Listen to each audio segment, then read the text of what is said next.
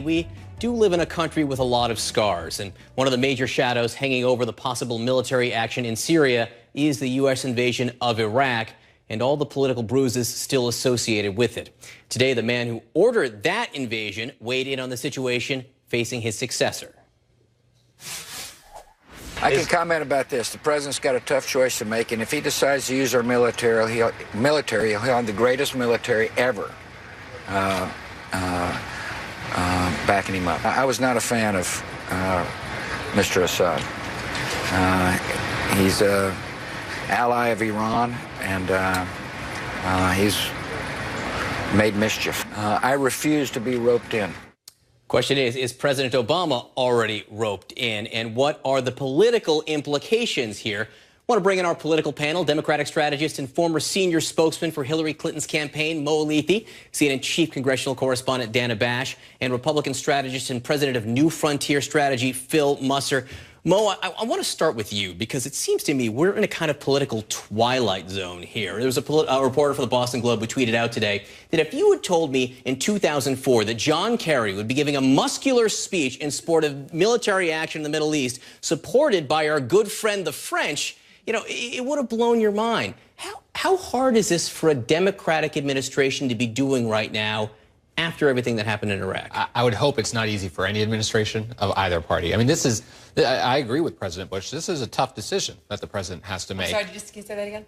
So I do. I agree with President Bush that okay. this is a tough decision. I mean, there's no question, right? I mean, no one wants us to be using military force, but at the same time, we don't want to be sitting there encouraging or allowing people to go ahead and use chemical weapons on their own or on anyone. So I don't envy the president for making this decision. But politically speaking, there have been a lot of Republicans on the phone and on email with me today saying, oh, look at the Democrats now. It's a much different tune than we saw in 2004. I'd be careful if I were them, because, I mean, this is absolutely not the time to be politicizing this, right? Phil, on the subject of being careful here, where are the Republicans? I spoke to Senator, Jim Inhofe a little while ago, and I've heard from a number of them, people who very much were in support of an invasion of a country for the alleged possession of chemical weapons and now seem to oppose a limited action against a country that seems to have actually used chemical weapons. I think there's a little bit of wanting to understand the strategic endgame here, and I think what we saw from the administration today was, and I give credit to Secretary Kerry, I thought he did a nice job in laying out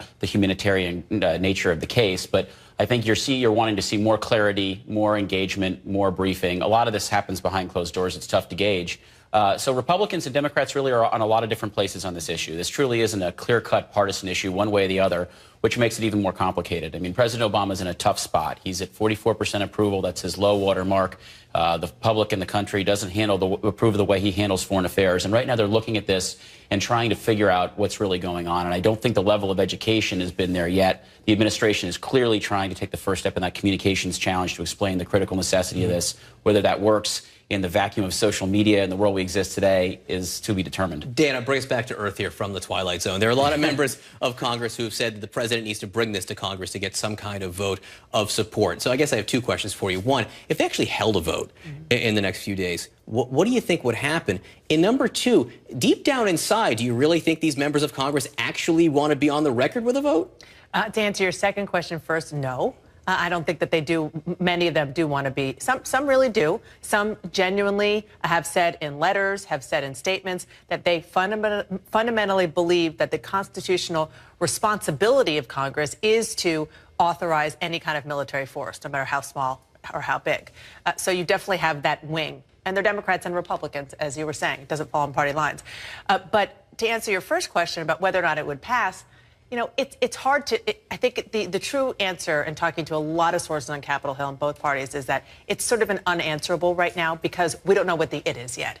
But what we do know is that neither the White House nor even the House Speaker, his loyal opposition leader, to use UK parlance, doesn't want to have a disaster on his hands, which is an embarrassing vote in the United States Congress that would hurt the U.S.'s credibility. Mo, one historical figure who probably would have supported a vote in Congress for some kind of military action would have been former law professor, then state senator, then presidential candidate Barack Obama.